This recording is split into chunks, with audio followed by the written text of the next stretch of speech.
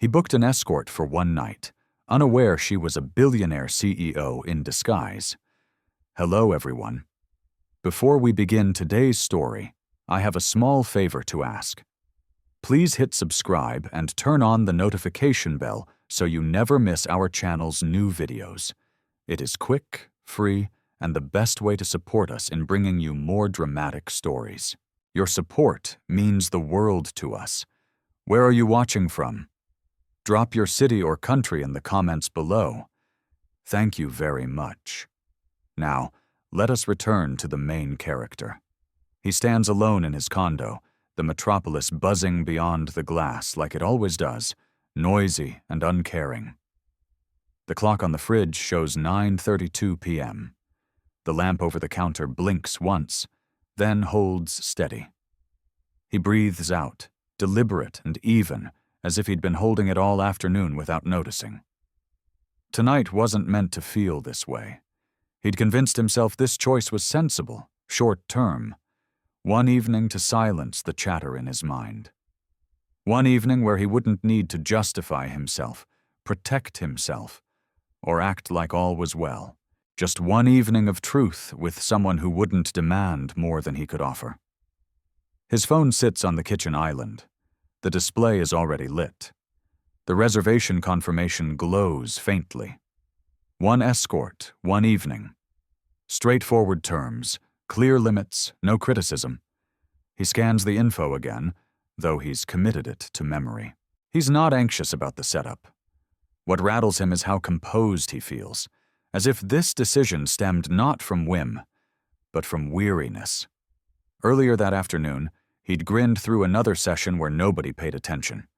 He'd agreed through another chat that presumed he was okay. He'd returned home solo, as usual, to a condo that feels too hushed for someone who spends his days amid crowds. This wasn't about longing. It was about agency, about selecting something for himself without seeking approval. A ping sounds. She's en route. He straightens, abruptly conscious of the quiet. He heads to the restroom, inspects his image. Nothing flashy. Neat hair, basic outfit, no show. He wants to be viewed as he truly is tonight, not as another's ideal. There's a rap at the door, not booming, not eager, just solid enough to be courteous. His pulse thumps once, strong. He approaches the door and swings it open. The woman there isn't what he anticipated. She's tall, but not overpowering. Her coat is simple, her boots polished, but scuffed. She doesn't hold herself like someone aiming to dazzle. Her gaze meets his, firm and serene, without sweeping the space or his form. No smirk, no rehearsed allure.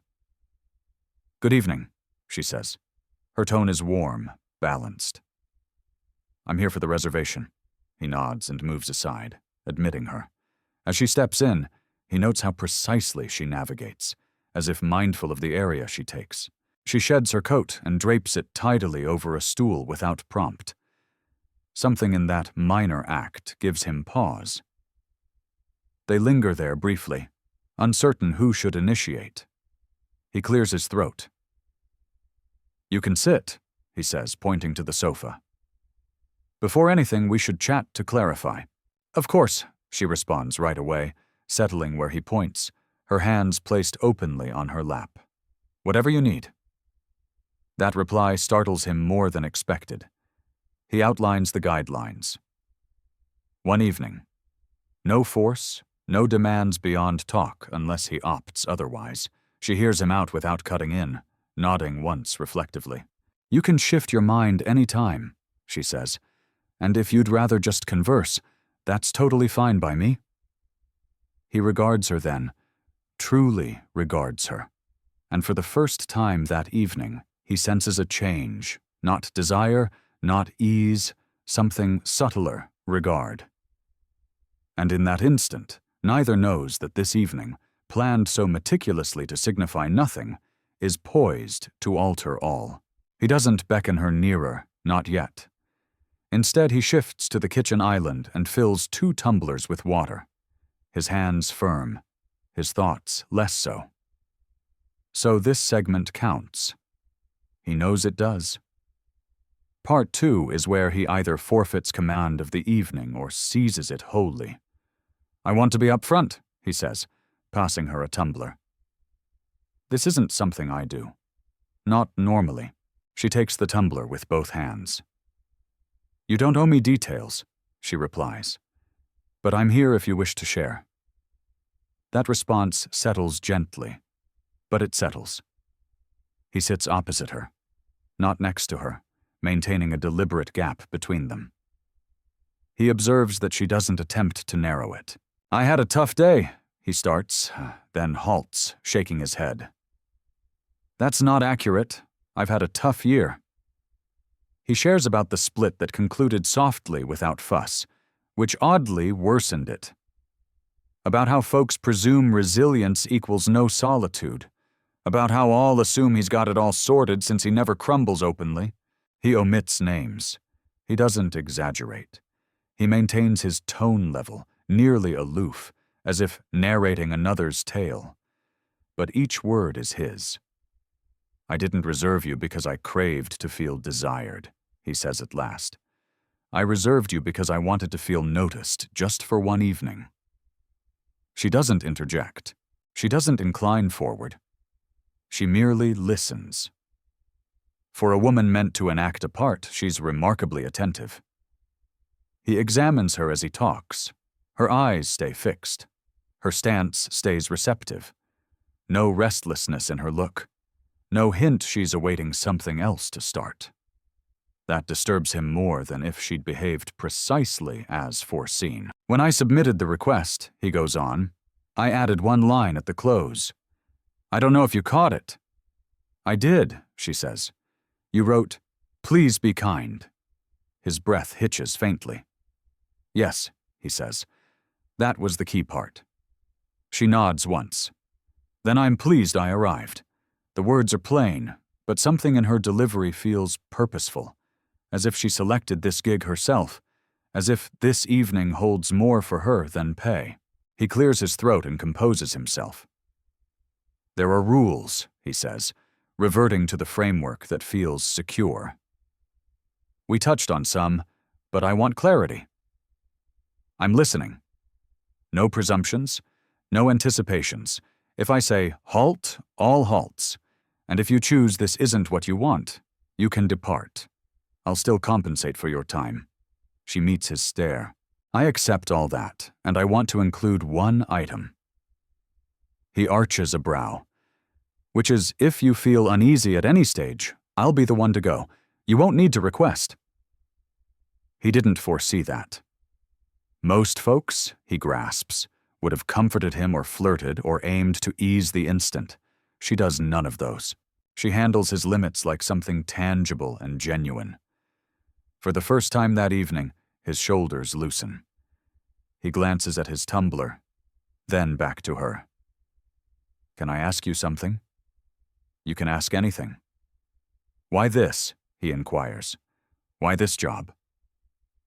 There's a pause, not extended but sufficient to feel deliberate. "Because sometimes," she says gradually, "folks need someone who'll hear without seeking return. And sometimes feigning another makes it simpler to appear authentically." He scrutinizes her face, hunting for sarcasm or act. He detects none. He doesn't realize yet, but that response is only partial truth. Outside, a horn blares afar, then wanes. Inside the condo, the evening eases into a hush that feels altered now. Not burdensome, not vacant, just receptive. And without noticing, he has already cleared the evening's initial hurdle.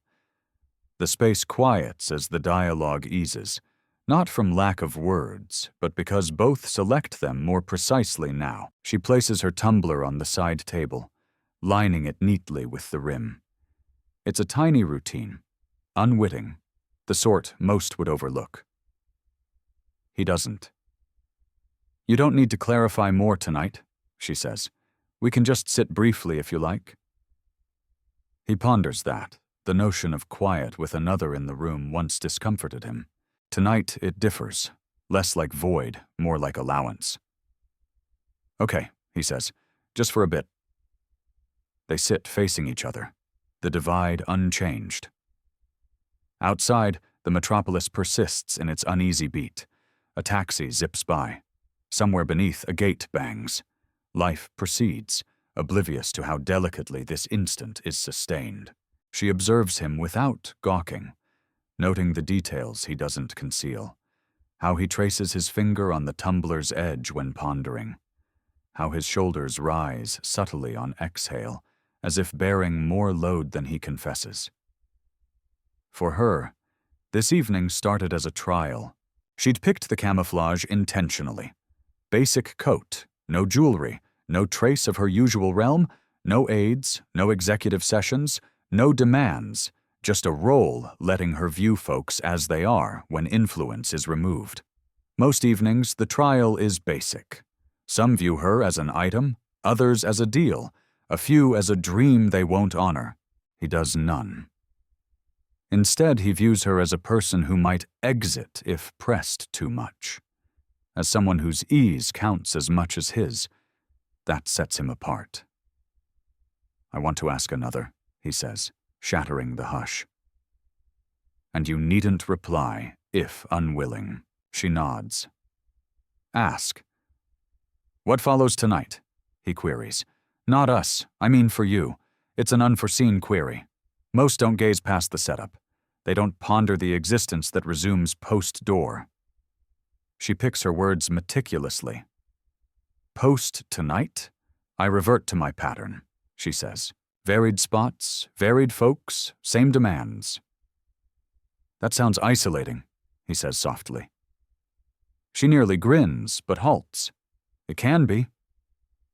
He reclines on the sofa, eyeing the ceiling momentarily. You know, he says, I figured reserving someone would lessen the isolation, but conversing like this achieves more than else. She senses something constrict in her chest. Not unease, familiarity. That's typically how it unfolds, she responds. He regards her more squarely now. You don't strike as someone who relishes feigning. I don't, she concedes, but sometimes feigning forges a zone where truth feels safer. He nods, taking that without probing. He's learned via experience that not all truths require extraction. There's a shift then, faint but actual. The evening ceases to feel like a setup, and begins to feel like a selection both actively make. He rises and approaches the balcony, gazing at the urban glow. I'm glad you came, he says, mirroring her earlier words. So am I, she responds. And this time there's no scheming in it. Neither grasps what ensues. The unmasking remains distant, awaiting its cue. For now there's solely this serene comprehension forged sans titles or riches or demands. And for a woman accustomed to being followed, revered, and dreaded, being merely permitted here feels riskier than any secret she's concealing. He pivots back from the balcony gradually, as if reluctant to disrupt the delicate peace settled between them. The urban lights gleam dimly in the pane behind him, tracing his outline without exposing excess. He crosses his arms, not protectively, but pensively. There's something I must say before we advance, he starts. She straightens a tad, granting him full focus. Take your time. He nods, valuing her lack of haste. I want tonight to remain straightforward, he says. I don't want to sense I owe just from reserving. I don't want pressure to adhere to a plan. You owe nothing, she answers promptly. Not now, not after. He examines her face anew, seeking any hint this is scripted. If so, it's impressively persuasive. There's more, he proceeds. If you find this not as anticipated, I want you free to depart. No details needed. She draws a measured breath. This is the point she usually directs, the point where rules tilt her way. Tonight he's setting them. I value that, she says, but I want clarity too. I'm here by choice, not duty. His look eases slightly. He returns to the sofa, halting a few paces off. "Then let's concur on one," he says. "Whatever occurs tonight, it must feel reciprocal. Else, it doesn't occur." "I concur fully," she replies. The atmosphere between them differs now, buoyanter, not from heightened demands, but from them being peeled back. He settles again, this time nearer than prior, yet still spaced. "You know," he says nearly musingly, "I feared I'd feel ashamed doing this." "And do you?" she asks. "No," he admits.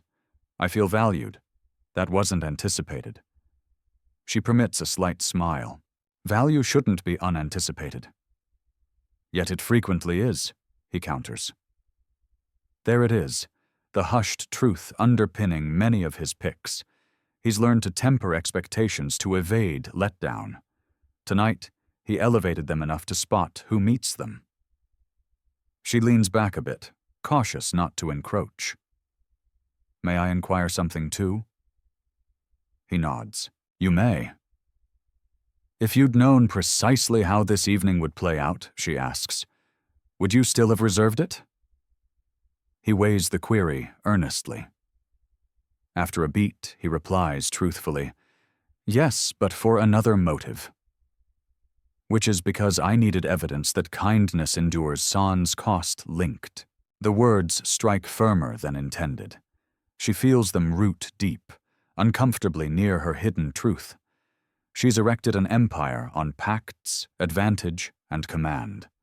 Tonight, none counts. What counts is if she merits the trust he's tendering so cautiously. "I want you to know something," she says softly. "If all you seek from tonight is talk, that's sufficient for me." He regards her, astonished, then relieved. "Thank you," he says. "I hoped you'd say that." They sit together then, not as client and escort, not as parts or masks, but as two folks who've consciously agreed to handle each other with respect. Without grasping it, he has just fulfilled the evening's real trial, and for the first time since she donned this mask, she's unsure who's under scrutiny. The evening doesn't advance as either foresaw. Instead of breaching bounds, it decelerates. Instead of intensifying, it deepens. He gets up from the sofa and heads to the kitchen once more, this time with greater comfort. He opens a cupboard, retrieves a small dish of nuts he forgot about, and places it on the table amid them. The act is commonplace. That's what renders it close.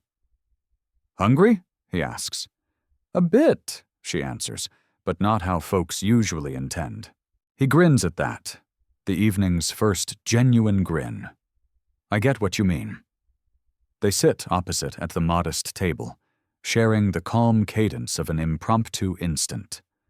No tunes, no softened illumination, just the gentle drone of the AC and the far-off urban noises. He asks where she grew up. She offers a truth version that's prudently partial. A humble youth, much duty young, learning to watch folks before trusting. "And you?" she asks. He recounts relocating to the metropolis with drive and surety. Sure he'd craft something significant fast. He chuckles lightly as he concedes how off that schedule was. "I'm proud of myself," he says. "I just didn't foresee the price being solitude." She nods. Achievement isolates folks, even if it appears otherwise outwardly. He pauses, detecting the phrase carries more heft than seems, but he doesn't probe. As minutes tick, something understated occurs. He quits glancing at the time. She quits overseeing herself. The agreed rules stay whole, but no longer central. What counts now is the comfort between. "I want to ask something personal," he says, "and you can decline." "All right. Does this job ever make you feel unseen?" he asks. Like folks see the part, not the individual. The query hits her squarely. Too squarely. "Yes," she answers post-beat, more than anticipated. He nods as if affirming a hunch. I think that's why tonight differs, he says. We're both seen sans the shields we typically don. She feels that truth root in her chest. She spent years directing views, molding stories, deciding what's known. Tonight she's opting not. He reclines in his seat, eyeing her with soft intrigue. I hope this doesn't sound odd, he says, but I trust you. She regards him, surprised. Why? Because you didn't strive to gain it, he counters. You just appeared. That line lingers with her. It slices through her justification layers for this mask. This was meant as watch, space, command. Instead, it's connection. Time slips unnoticed till he eyes the clock and sighs gently. It's later than I figured. Want me to leave? She asks promptly. He mulls, then shakes his head. No, I just want honesty. Tonight already provided what I sought. And what was that? She asks. Evidence, he says, locking eyes. That kindness can exist sans deal attached. She senses a decisive shift within. The trial, whatever intended, is done. And he's cleared it sans knowing one existed. As the evening persists, neither grasps that this serene pick to remain attentive over performing has already recast all that follows. Dawn comes softly, nearly misleadingly routine. He rouses to faint dawn piercing the shades. The metropolis already stirring sans him. Briefly, he blanks all. Then the evening's recall returns, not remorse, but warmth, dialogue, mirth, sans strain. A woman who heard and departed sans, seeking more. She'd left pre-light, as vowed. No scene, no dawdling, just plain farewell and earnest thanks. He assured himself that concluded it. Later that night, he stands in a packed gala hall uptown, mirrored walls echoing lights and suited unknowns. He nearly skipped the invite. Nearly. But job duties pull folks into venues they'd skip. He adjusts his tie and surveys the area, already tallying minutes till exit. Then lights soften a touch. A murmur sweeps the group as a MC ascends the podium. Mic gripped, voice sleek and assured. Ladies and gentlemen, he declares, thanks for being here tonight. We're privileged to introduce the honored guest, the woman steering one of the nation's top firms. He scarcely tunes in initially. Ranks merge, feats accumulate, striking but remote. Then he catches the name. It strikes like a blow. His breath snags. His hold clenches on the flute in hand. The woman from the podium shows on walls screens. Same gaze, same serene aura. Only now she's upright, flawlessly attired, amid cheers. The escort from his condo, the woman who heard, who said she chose presence. She's no escort. She's a billionaire chief executive officer. The hall bursts in cheers, but he hears zilch.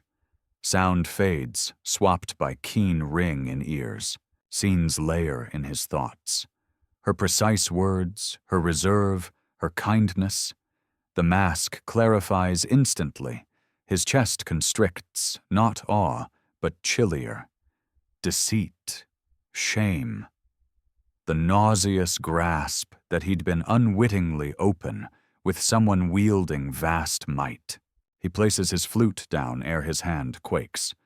On podium she grins courteously, taking a claim she's had myriad times, but her eyes scour the hall, hunting. Then they spot him. The instant drags. The grin wavers faintly. She knows he comprehends now. He doesn't await her address.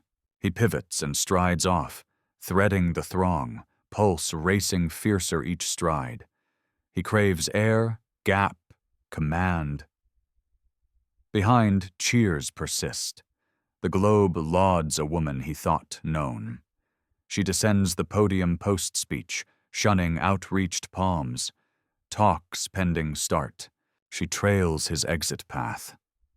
Urgency supplanting poise. When she locates him outdoors on the deck, the metropolis arrayed behind him in light wash. He doesn't pivot. "You shouldn't be here," he says softly. "I know," she counters. "But I couldn't let you depart sans the truth." He confronts her then, ire firm and held. "The truth?" he asks. "Which bit? The bit where you probed me or where you let me believe you were wholly other?" She doesn't cut in. She doesn't justify. She lets him talk because now hearing is soul that counts. "I trusted you," he proceeds, "not for who you feigned, but for treating me equal. And now I must ponder if any was real." Her tone is low on reply. "It was real every tick. But I get why that's insufficient. The unmasking dangles between, weighty and unrevocable. Whatever this was, could be, has shifted eternally." He doesn't yield post-unmasking. If aught, his bearing grows more restrained, as if carefully holding what could overflow. "You don't dictate when truth counts." He says, "You dictated for me the instant you entered my condo, feigning another." She stands paces off, hands by sides, fighting urge to bridge. Might has schooled her many impulses. Tonight, she disregards all. "You're right," she says. "I should have disclosed sooner. I didn't, and that's mine." "That doesn't clarify why," he retorts.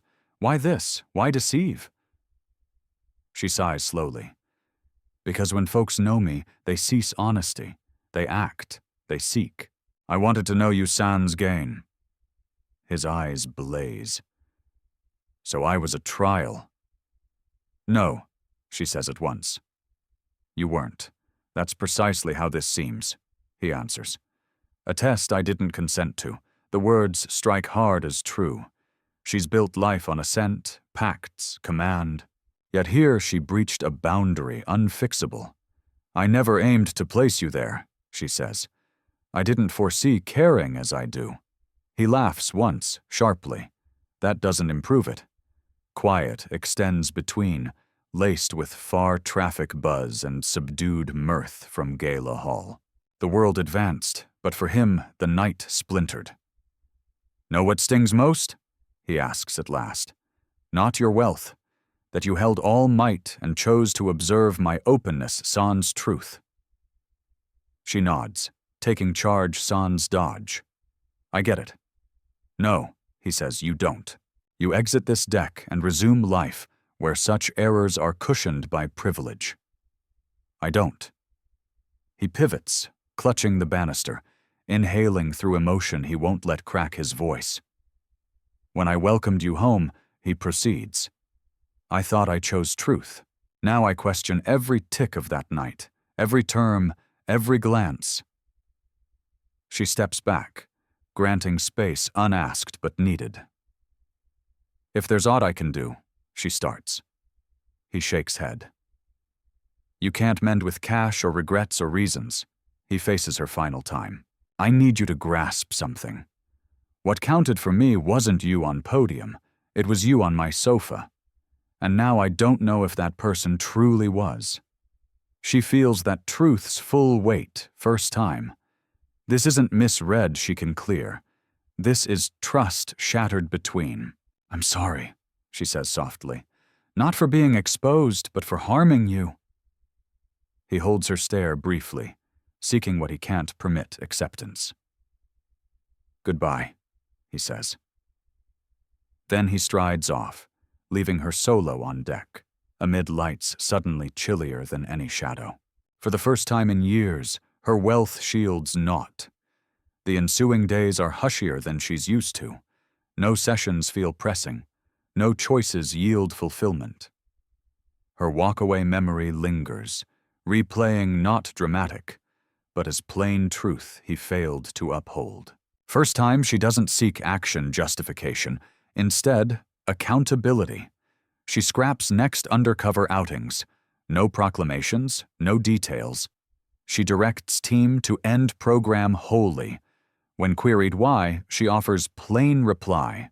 It overstepped. Then she does unprecedented. She heeds the ensuing quiet. Weeks elapse. He hears naught from her. No text, no ring, no concern-masked regret. Initially, he steals for inevitable repair bid on her terms. It never arrives. What does is unforeseen. A piece spreads quietly via work networks. No splash, no pomp, just firm company statement. It declares halt of all secret social probes and details, new ethics code, stressing openness and assent. His name omitted, but reason is. He reads twice, unsure emotion. Later month, he gets email from group he volunteered years back, when he believed efforts counted. They say new donor-funded program he proposed, but deemed too minor for investment. A support scheme for pros, by those grasping isolation inwardly. The plan he thought forgotten. Message base has note. No sign-off, just line. This was ever your concept. It merited existence sans strings.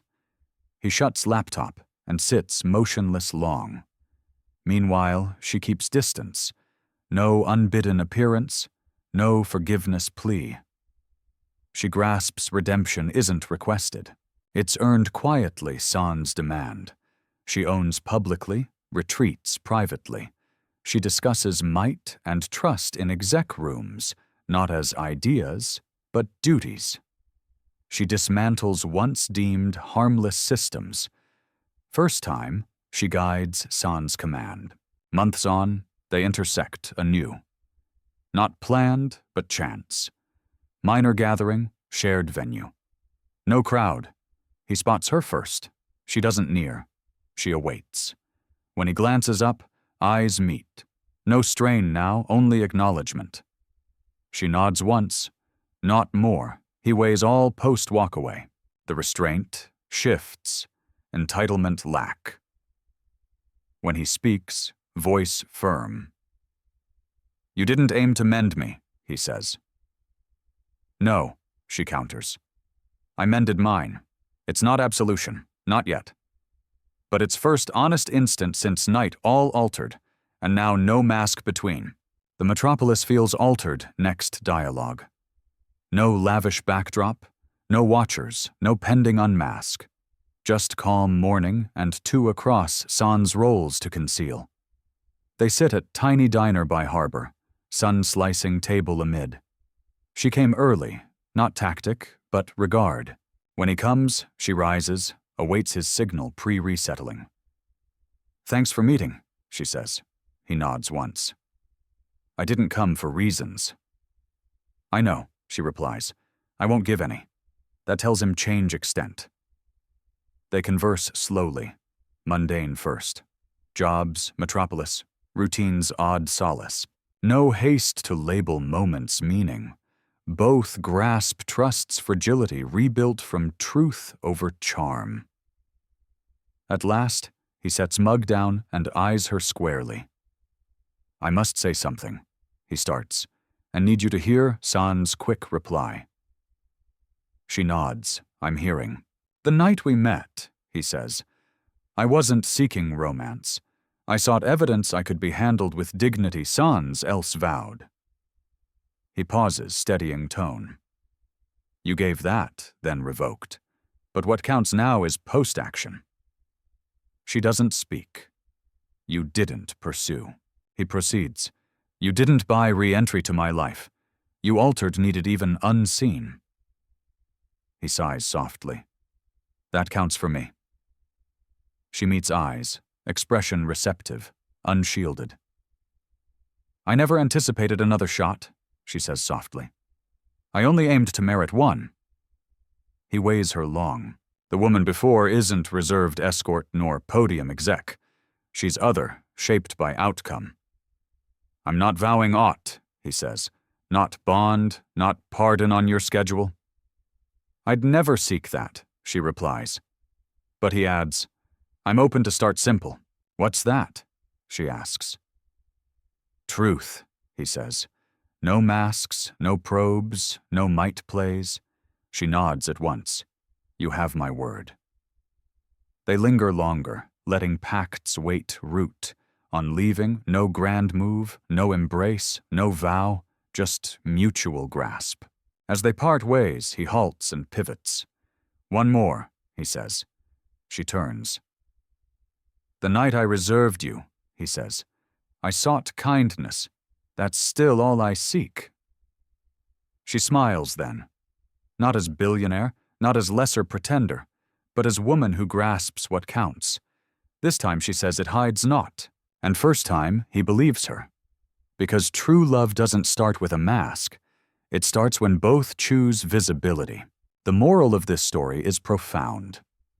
Honesty forms the bedrock of genuine connections, reminding us that deception, even with good intentions, erodes trust irreparably. By embracing transparency and respecting others' vulnerability, we cultivate relationships built on mutual dignity. A key life skill to learn is practicing active listening and self-reflection. Regularly assess your actions' impact on others, communicate boundaries clearly, and commit to personal growth without expecting forgiveness, as true change comes from within and benefits everyone around you.